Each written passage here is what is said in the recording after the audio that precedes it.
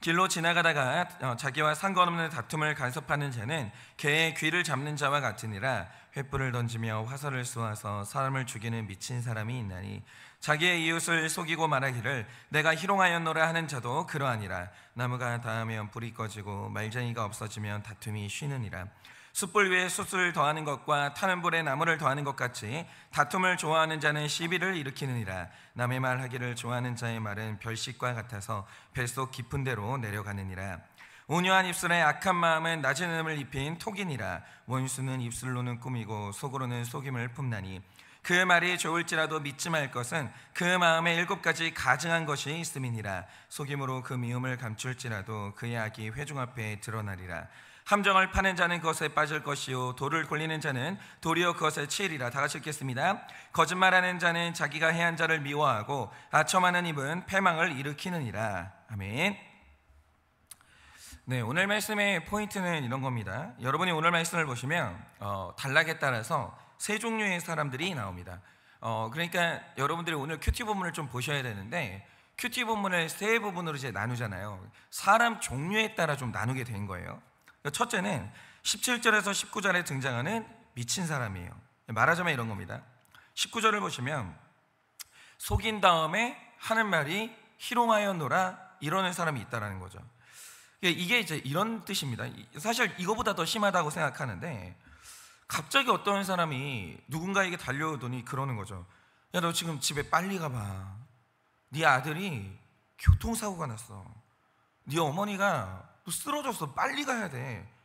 이러면 여러분 어떤 생각 드시겠어요? 예를 들어서 만약에 제 딸이 누가 오더니 목사님 딸이 교통사고가 났다고, 빨리 가셔야 된다고, 그러면 정신 나가죠.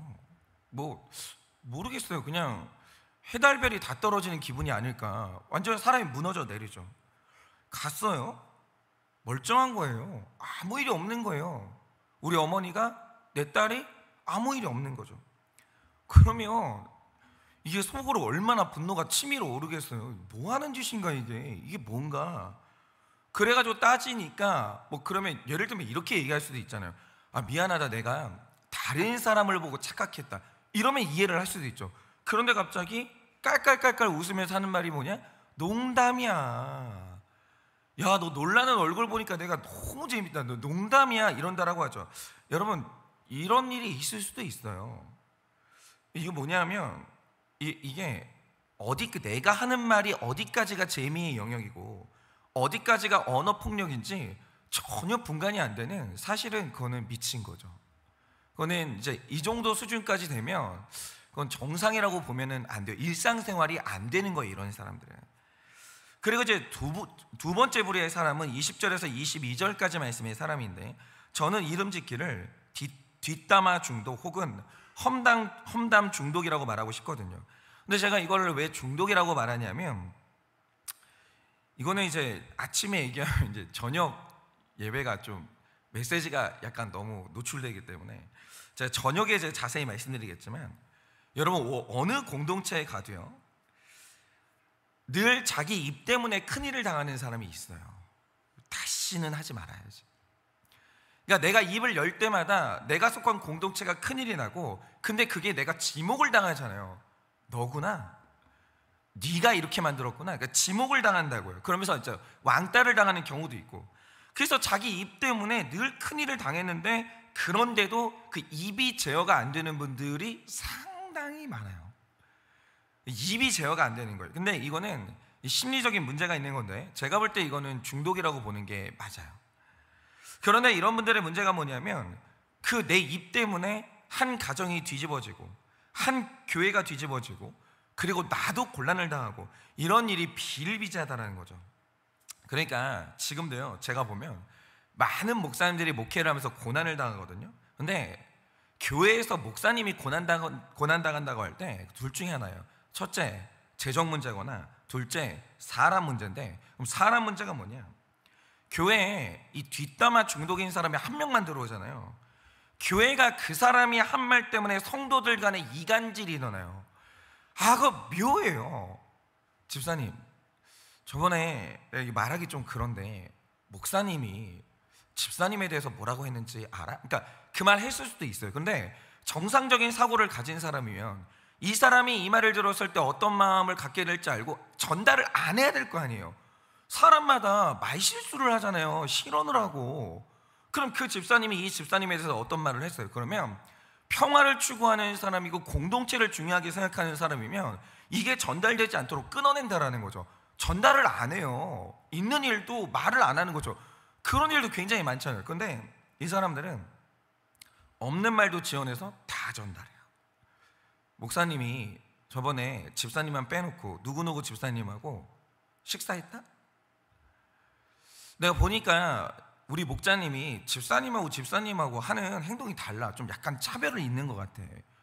유독 집사님에 대해서는 좀 못마땅해 하는 것 같아. 이런 식으로 다 전달하고 하지 말아야 될 말을 하고 없는 사실을 막 퍼뜨리는 거예요. 그러면 교회 풍비박산 나요. 재밌는 게 뭐냐면 또 사람들은 진실에 대해서는 별로 재미가 없어요. 그런데 이런 뒷담화 있죠. 이거에 대해서는 굉장히 흥미를 느껴요. 재밌습니다. 듣고 있으면 누구 간의 역학관계, 목사님이 누구를 더 예뻐하고 누구를 더 싫어한다, 누구를 눈여겨보고 있다, 뭐 누구가 사이가 안 좋다, 이거 굉장히 사람들 구미가 당기는 거예요. 그래서 이게 한번 이런 말이 퍼지면 교회가 풍비박산이 나요. 성도 간의 이간질이 일어나고 목회자에 대해서 안 좋은 이미지가 더 씌워지면서 그 사람은 그 다음부터 목사님 설교를 못 들어요. 저렇게 위선적인 목사님 설교를 듣는 게 내가 맞나? 야, 저 목사님이 나를 속으로는 싫어하면서 저런 식으로 사랑에 대해서 차별하지 말라고 설교하나? 이게 있잖아요. 그 다음부터 이분이 목사님 설교를 못 들어요. 누가 했던 말 때문에. 그래가지고 교회가 뒤집어지는 일이 얼마나 많은지를 몰라요. 정말 조심하셔야 돼요. 그냥 본인이 모르다 뿐이지 본인이 말 옮기고 다니는 사람이라는 걸 주변 사람들은 서서히 알아가고 있다는 거죠. 그러니까 이런 사람은 어느 산에 떨어져도 산불을 내는 숯불 같은 존재인 거죠. 그리고 이제 마지막에 23절에서 28절에 등장하는 사람인데 이 사람은 위선자예요. 그러니까 속에는 7가지 가증한 것이 있다라고 하는데 이 7가지 가증한 것이라는 말의 뜻이 뭐냐면 이 7이 완전수거든요. 그러니까 속에 선한 게 하나도 없다 이 뜻인 거예요. 속에 선한 게 하나도 없어요. 그런데 겉으로는 좋은 말을 하는 사람이에요. 이게 바로 위선자예요. 진짜 무서운 위선자죠. 그러면 제가 여기에서 이제 하나 여쭤볼게요. 오늘 말씀에 3종류의 사람이 나옵니다. 첫째, 완전히 미친 사람. 두 번째, 연약해서 뒷담화 중독인 사람. 세 번째, 위선자가 있어요. 이 셋 중에서 제일 무서운 사람은 누구라고 생각하세요? 그것은 위선자예요. 오늘 말씀의 분량을 봐도 위선자를 가장 중요하게 다뤄요. 왜냐? 다른 증상은 그래도 드러나요. 뒷담화 중독도 드러납니다. 내가 이제 정신이 온전치 못한다? 못 숨겨요. 드러나요. 그러니까 드러나니까 파악이 가능하고 대처가 가능한데 위선자의 특징이 뭐냐면 철저히 숨어요. 위선자는 드러나는 법이 없습니다. 철저히 숨어서 모든 것을 뒤에서 조종하는 존재예요. 그러니까 위선자의 특징이 이런 거예요. 위선자는 자기가 나서지 않아요. 자기 손에 피 묻히지 않아요. 위선자는 언제나 미친 사람과 뒷담화 중독인 사람을 조종해요. 자기는 절대 안 드러나요. 그러니까 이 위선자가 드러나지 않는 한 한 개인이나 어느 공동체든 같은 문제는 계속해서 반복돼요. 이 문제를 끊어내려면 미친 사람을 제어하는 게 답이 아니에요. 뒷담화 중독인 그 사람을 제어하는 것도 답이 아니에요. 위선자를 찾아내야 돼요. 왜냐하면 이 뒤에서 모든 것을 조종하는 존재는 보이지 않는 위선자거든요. 그런데 이 위선자를 해결하는 이 방법이 뭐겠습니까? 26절 말씀처럼 숨어있는 악이 회중 앞에 드러나야 되는 거예요. 그래서 세상에서 가장 아름다운 거룩이 뭐냐면 드러나는 거예요. 숨겨져 있는 게 제일 악한 거예요. 모든 것에 이게 깨끗하게 된다, 모든 것이 치료가 된다, 모든 것이 회복된다라고 할 때 그 첫 시작이 뭐냐? 숨겨진 게 드러나야 되는 거예요. 그래서 마태복음 9장 20절을 보면 예수님이 혈루병 걸린 여인을 고쳐주시거든요.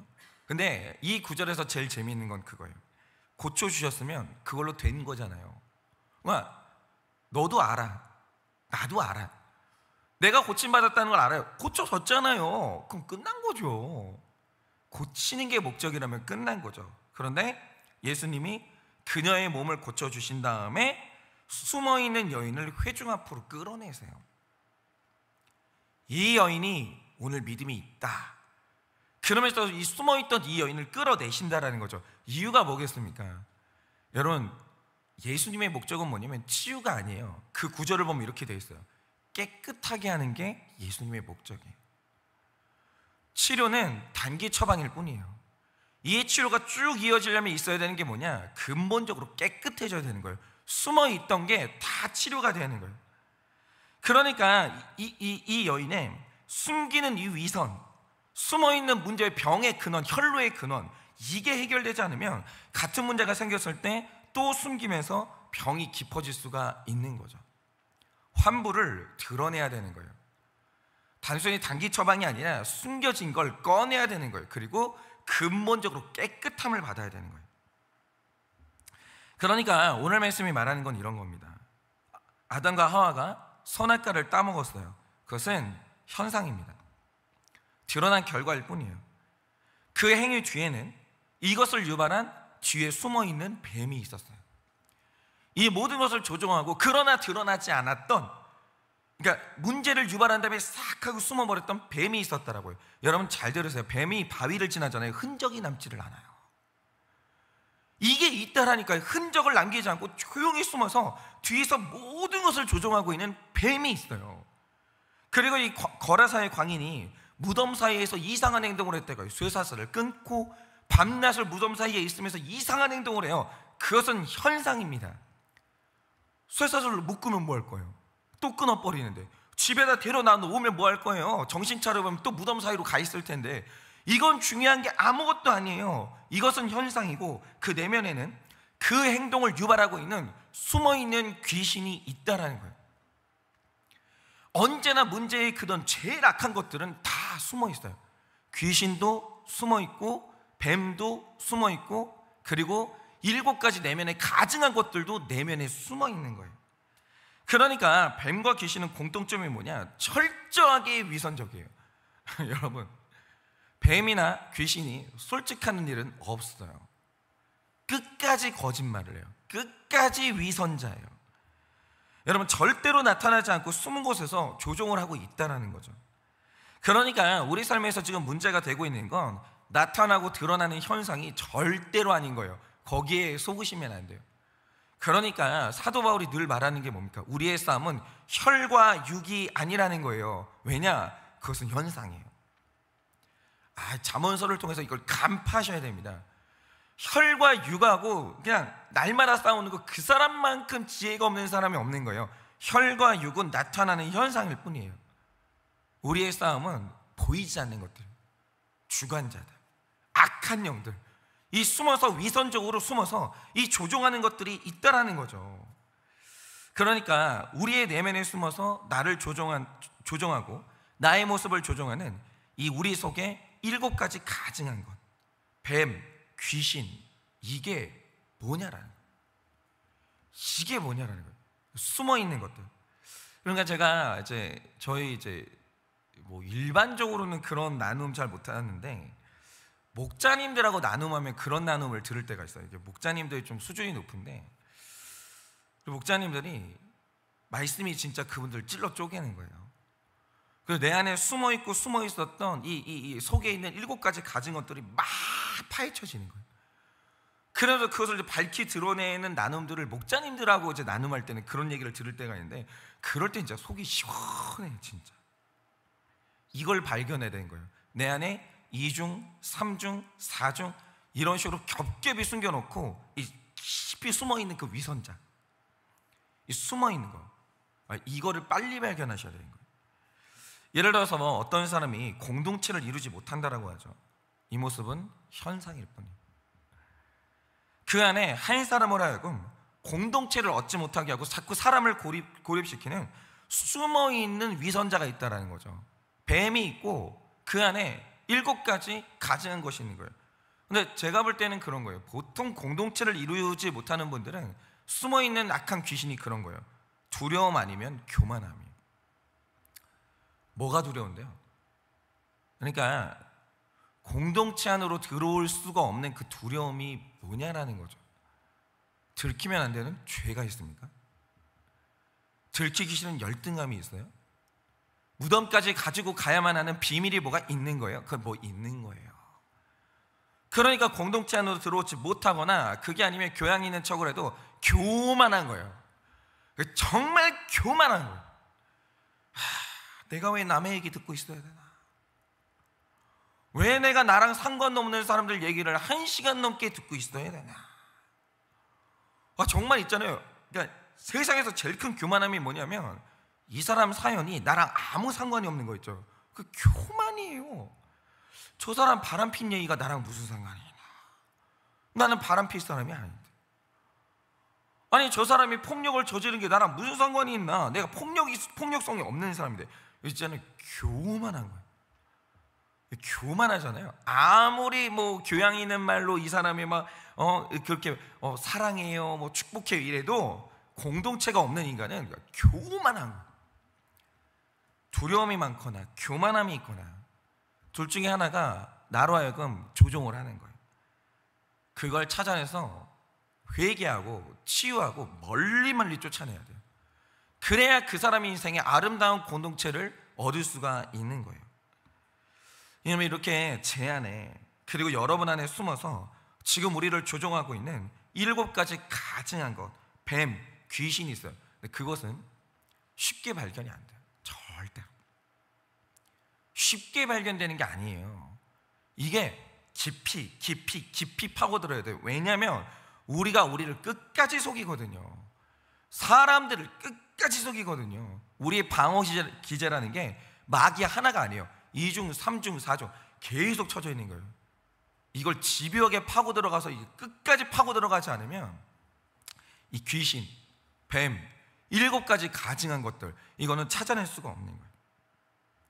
근데 이것을 이제 직면하게 만드는 게 이제 공동체의 나눔인데, 어쨌든 여러분의 숨겨져 있는 그 가증한 이 뱀, 귀신 있거든요. 여러분, 있습니다. 사람은 누구나 있습니다. 그게 뭘까요? 여러분, 그게 뭘까요? 있는데 그거를 치료하고 멀리 쫓아내지 않으면 우리 인생은 제자리 걸음이에요. 계속 똑같아요.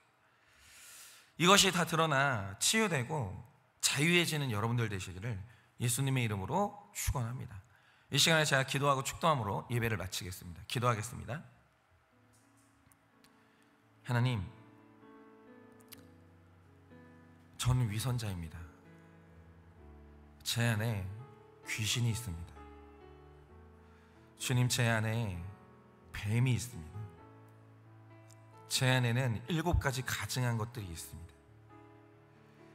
주님, 그런데 제가 얼마나 위선적인지 설교하는 자로서 성경을 말하는 언어로 나를 가리고, 목사라는 타이틀로 나를 가리고, 마치 성도님들을 사랑하고 위하는 것 같은 그런 모습으로 나를 가리고, 적당한 회개의 언어로 나를 가리면서 주님, 그렇게 내 안에 있는 뱀이, 귀신이 그렇게 깊은 곳에 너무나도 무섭게 숨어져 있습니다.